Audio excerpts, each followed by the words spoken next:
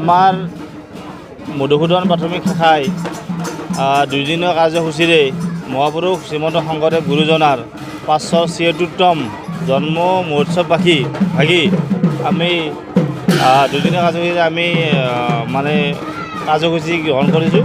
আজি প্ৰথম পতাকোত্তোলন, মুখ্য দ্বাৰ উন্মোচন, বৃক্ষৰোপণ, কাৰ্য্যৰত দ্বাৰ উন্মোচন আৰু ভাগৱত শোভাযাত্ৰাৰে আমি আজি প্ৰথম কাৰ্যসূচী আৰম্ভ কৰিছোঁ। আৰু অহাকালি আমাৰ ভাগৱত পাঠ, তাৰপিছত সন্ধিয়া 7 বজাৰ পৰা আমি দুটি দল, নাগাৰা নামৰ দল আমি আমন্ত্ৰণ জনাইছোঁ।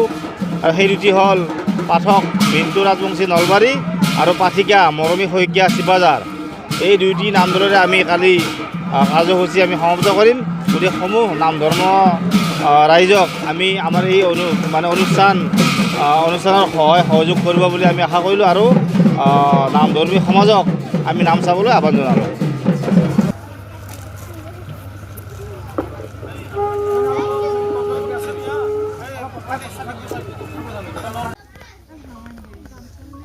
অলপ পানী লাগব দে।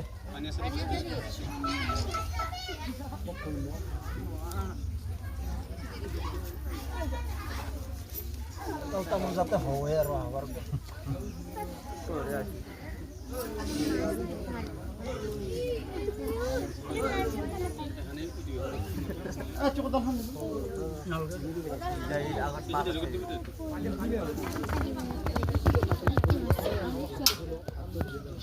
অলপ